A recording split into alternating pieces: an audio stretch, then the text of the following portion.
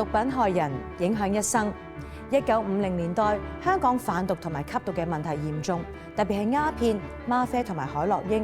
喺監獄入邊，約有90%嘅囚犯染有毒癮。咁到60年代後期，更加出現大麻嘅蹤跡。毒品唔單止推高犯罪率、破壞家庭，咁更加係對公共衛生造成沉重嘅負擔。有見及此，政府喺1965年成立禁毒常務委員會，喺60年嚟持續同社會各界攜手抵禦毒禍。主席啊，禁毒常務委員會咧已經成立咗60年啦。中國人形容咧就係走過一個甲子嘅歲月，可唔可以同你分享下咧委員會嘅工作同埋使命咧？禁常會作為香港政府嘅禁毒諮詢組織，多年嚟喺打擊毒品方面同政府並肩作戰，為政府出謀獻策，動員社區嘅力量。回顧上世紀60、70年代，香港毒品問題曾經十分猖獗。70年代，海洛因為患社會，我哋積極推進美沙酮自願門診治療計劃，大力提倡社區教育，最終成功控制海洛因嘅毒禍。千禧年代，氯胺酮日益猖獗，我哋推出咗多項嘅措施應對，至今仍然適用。60年嚟，每個里程碑都見證住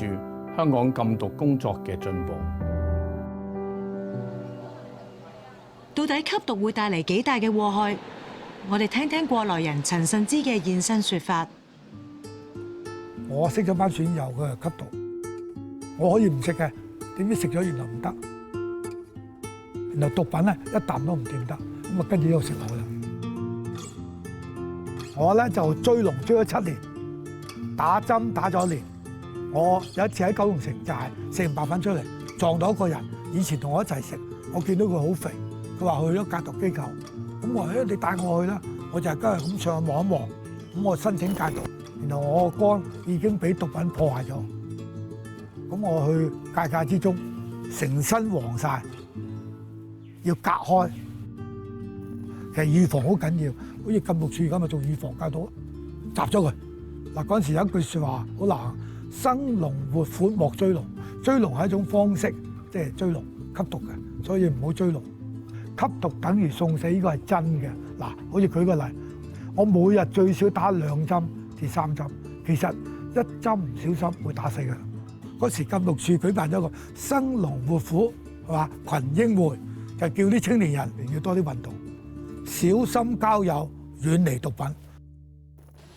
陳慎之喺1975年戒毒成功後，積極從事青少年戒毒工作。喺1987年獲得香港10大傑出青年榮譽，現為戒毒機構顧問。機構為戒毒學員提供多方面嘅工作實習機會。呢度有寵物美容啦、學沖咖啡啦、種菜啦，最重要希望我哋學到門手藝。最重嘅目的，俾佢有個責任感、責任啊，即係你負責一樣嘢。譬如你種菜，早晚都要淋。沖咖啡，你沖完之後要洗乾淨佢，呢個係責任。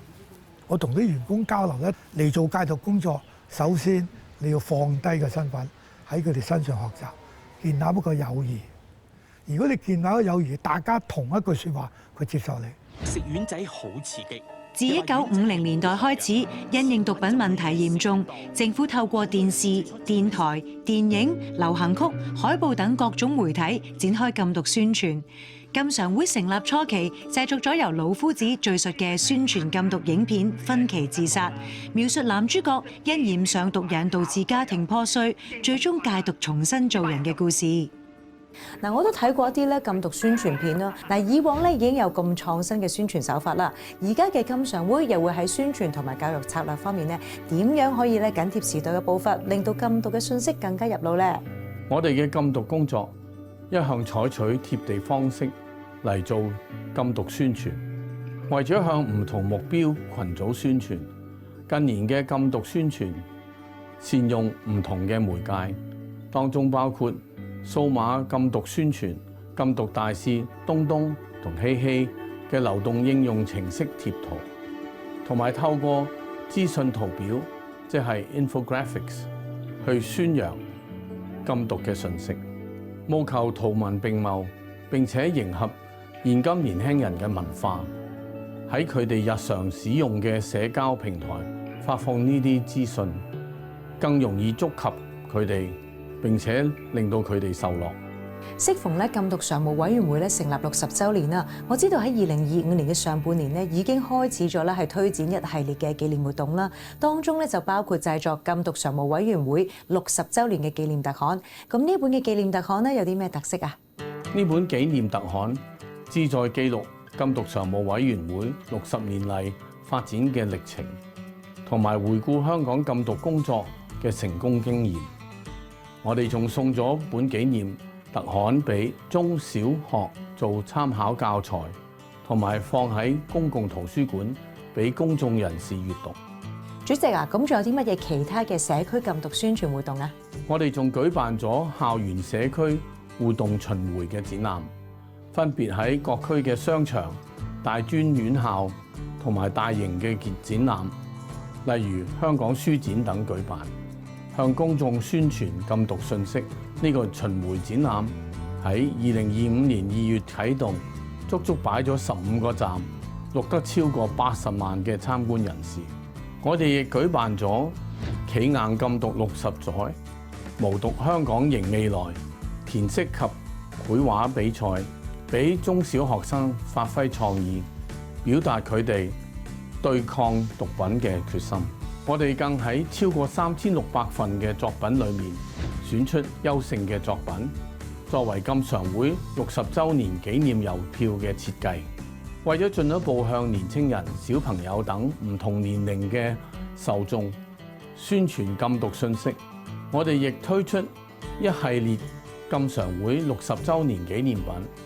當中包括印上禁毒大使東東希希同埋禁毒口號一齊企硬唔剔嘢嘅零食餅乾、文具、貼紙、手機架、攬枕等，務求大朋友、小朋友使用呢啲紀念品時，亦可以將禁毒信息宣揚出去。係啊，我記得喺2025年6月咧，亦都製作咗咧有關禁毒常務委員會成立60週年嘅電視節目啦，包括咧就係我哋電視台播出嘅大型禁毒綜藝電視節目《一齊企硬唔剔嘢》，其實宣傳活動咧都相當之豐富喎。呢個節目邀請到唔同持份者參與，鞏固社區嘅禁毒力量。另外，仲有同你哋電視台合作製作兒童節目禁毒嘅環節。Hands Up No Drugs， 以短劇、情景遊戲等輕鬆有趣嘅方式，向小朋友同年輕人傳遞禁毒嘅訊息。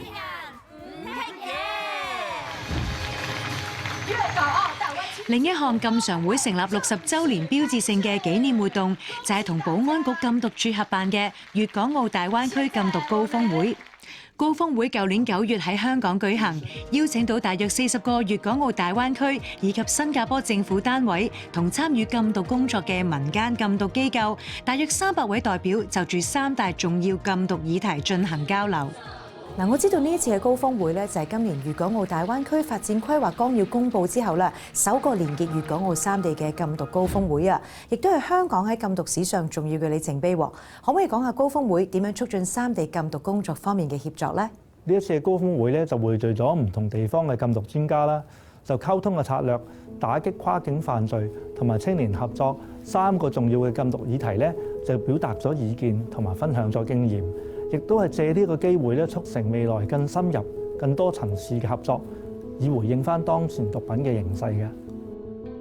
咁粵港澳3地咧唇齒相依啦，大家都有責任做好禁毒嘅工作，保護大灣區呢個家園咧就免受毒品嘅禍害。咁高峰會咧一方面係大家齊心參與禁毒事業嘅最佳寫照，同時亦都係大灣區禁毒合作嘅新起點。吳生啊，60年嚟咧，禁常會喺禁毒工作方面咧都係不遺餘力啦，尤其是就喺預防教育啊同埋宣傳嘅工作啊，可唔可以同我哋講下特區政府喺呢2方面嘅策略呢？禁常會喺預防教育同埋宣傳方面，近年喺努力從不間斷，透過線上線下宣傳互相配合，向唔同嘅目標群組傳遞禁毒信息。政府喺吸取禁常會嘅意見後，推出各種禁毒宣傳，當中係有2022年推出禁毒口號，一齊企硬唔剔嘢，並推出禁毒大使東東同埋希希。2024年推出政府電視宣傳短片打擊吸食可卡因，當中嘅宣傳口號就係可卡因越踩越深，而打擊吸食大麻嘅宣傳短片口號就係大麻係毒品，遠離大麻，使乜懷疑人生。咁近年呢，依托米茲嘅濫用情況非常之嚴重啊！咁禁常會啦，針對住呢個新型嘅毒品啊，做咗啲乜嘢嘅預防教育同埋宣傳嘅工作呢？為打擊依托米茲濫用嘅情況，2024年下半年起，我哋相繼推出動畫短片、政府電視宣傳片，同埋探討依托米茲毒害嘅特寫故事。喺2025年2月14日，政府將依托米茲同埋佢嘅3種類似物列為危險藥物。同日，我哋推出新嘅一輯政府電視宣傳短片，提醒公眾干犯涉及相關罪行嘅嚴重刑責。2025年8月，當局再推出新一輯以依托米茲食咗變喪屍，死咗冇人知為主題嘅政府電視宣傳短片同埋宣傳聲帶，同時進行密集式嘅線上線下宣傳工作，例如喺公共交通網絡、大型戶外廣告牌、全港公共屋邨、新界鄉村同埋受年輕人歡迎嘅網站同埋 Apps 上面宣傳。下一節翻嚟，再同大家探討禁常會60年嚟，尤其是70、80、90至到2000年代香港成功嘅禁毒里程碑。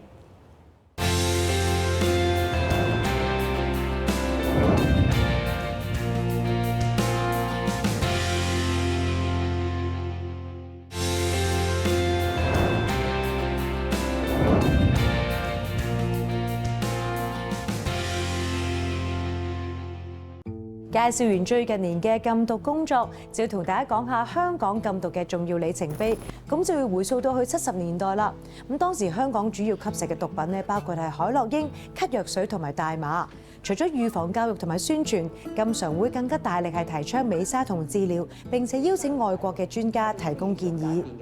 美沙酮俾幼稚1976年正式推行美沙酮戒毒計劃，至今已經半個世紀啦。現時衛生署喺全港總共設立18間嘅美沙酮診所。喺我接觸美沙酮診所服務到嗰一刻開始，其實已經係改變咗我生命。我當初如果冇接觸美沙酮診所嘅服務，我諗我今日未必可以係做到一個社工。曾經沉淪毒海嘅鄭明輝，24歲嘅時候喺美沙酮診所遇上一位退休社工，期間經歷令佢決心戒毒，重建人生。喺我自己10年吸毒嘅生涯裏面啦，其實自己試過真係我諗7、8次戒毒啦。咁當中包括係坐監啦，咁自己用唔同嘅方法去戒啦。咁最終真係透過美沙酮診所嘅就係飲美沙酮係幫我舒緩咗戒毒斷癮嗰段過程，其實身體上面咧都真係好唔舒服嘅。咁另外就幫我穩定咗我精神啦，同埋個情緒啦。美沙酮診所係真係改變咗我成個生命啦。我自己最深刻就係有一次同社工啦一次會面啦，佢問我一個問題，佢話阿輝，其實你行咗咁多路，最遺憾係啲咩嘢？我就發覺原來我自己人生最遺憾咧就係點解我吸毒，要我父母佢哋受咁多苦。咁啊後來咧我再翻去揾美沙酮診所嗰位社工啦，再傾喺佢哋支持同埋鼓勵底下，咁啊真係令到我可以有一個戒毒嘅動機啦，同埋決心啦。鄭明輝成功戒毒後重投校園，苦讀11年，最終取得學士學位並成為註冊社工。佢現時用自身經歷幫助其他戒毒人士。我知道戒毒呢條路其實如果單靠自己其實係困難嘅。咁我曾經係受助過啦，咁我亦都好想真係去幫翻人。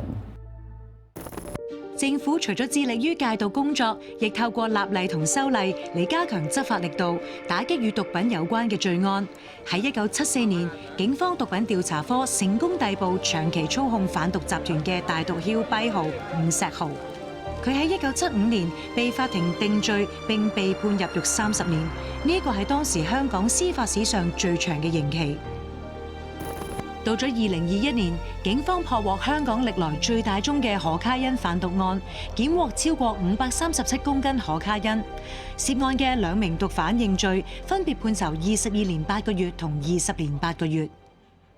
專員啊，喺執法嘅層面上面啊，必須要有相關嘅立法工作互相配合㗎嘛。咁特區政府喺立法層面嘅禁毒工作又係點樣呢？咁多年嚟咧，我哋咧都係因應嘅情況咧，喺立法方面與時並進，兼顧本地嘅情況同埋國際公約嘅要求。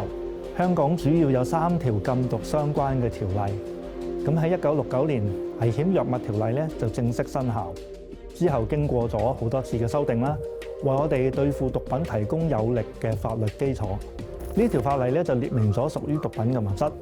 提供咗一個清單，並且係訂立咗各種罪行嘅刑責。例如販毒最高係可以判罰港幣500萬元同埋終身監禁。另外，1989年生效嘅販毒追討得益條例就追查、沒收同埋追討販毒得益作出規定，對付清洗販毒得益活動。清洗販毒得益最高嘅刑罰咧係監禁14年同埋罰款500萬元。有關嘅販毒得益亦都係可以充公。而喺1996年生效嘅化學品管制條例咧，就取代咗以前有關嘅法例，可以更全面同埋更有系統咁管制可以用嚟製造毒品或者非法藥物嘅化學品原料。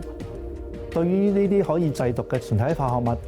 實施發牌嘅規定同埋其他嘅管制，亦都係有定明咗相關嘅刑責。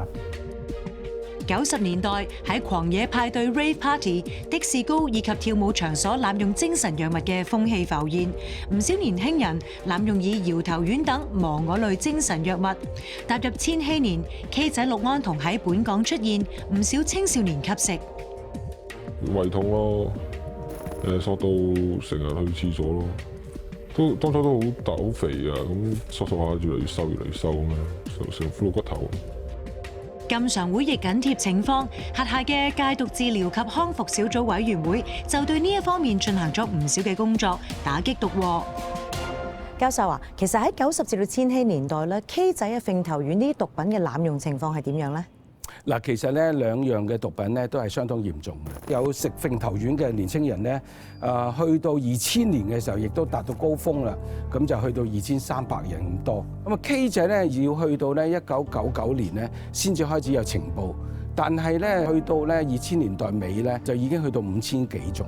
咁所以咧情況係飆升係一發不可收拾。咁但係點解佢哋個傳播嘅情況會即係咁犀利，傳得咁快咧？嗱，其實咧根本咧就係同嗰個 rave party 有關嘅。當佢哋開呢啲 party 嘅時候咧，佢哋嗰啲毒販咧借呢個機會推銷埋呢啲毒品。咁啊，哇！你食起呢啲上嚟嘅時候咧，可以減壓啊，更加興奮啊，跳舞更加好啊咁。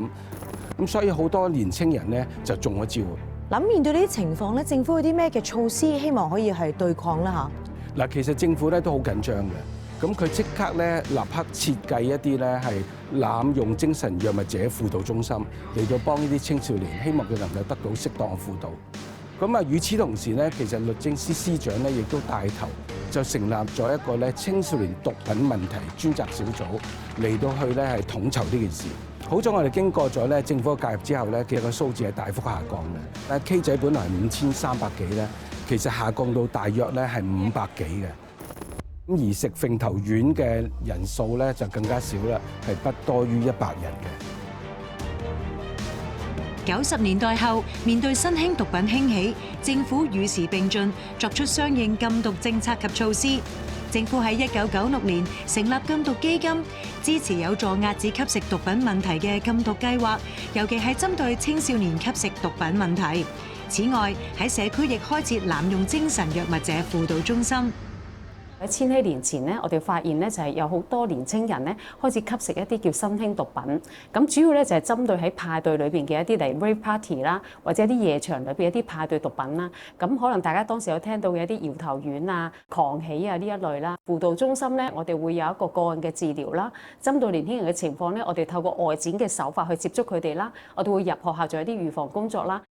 輔導中心亦透過推行多年嘅 Recycle 單車導賞員及義工訓練計劃，成功透過運動等正向生活協助戒毒。我哋咧其實依家有一位同事嘅，咁佢係一個朋輩支援員，佢自己喺年青嘅時候，中學嘅時候開始接觸毒品啦，咁都食咗10幾年嘅。我哋會訓練一班已經能夠脫癮唔再吸毒嘅一班成功戒毒者啦，培養佢哋成為一個導賞員，可以透過單車咧去旅遊嘅。完成咗 V-Cycle 成個訓練之後咧，會可能因為有識得維修單車啦，識得一啲嘅唔同嘅技術啦，咁佢哋都可以出翻去揾翻一份工作，咁有翻一個健康正常嘅生活咯。回顧60年嘅禁毒歷程，由1976年推行美沙酮戒毒計劃，以至2025年大力打擊依托米紙，見證禁常會、特區政府以及社會各界嘅共同努力。食完依托米紙之後，就會令人神志不清，好似喪屍咁樣，唔知自己喺度做緊啲乜嘢。如果我身邊有朋友食緊依托米紙嘅話咧，我會拒絕佢。會直接說不，我會話呢啲嘢會食壞腦㗎，你都唔好食啦。我會尋求師長或者家長協助，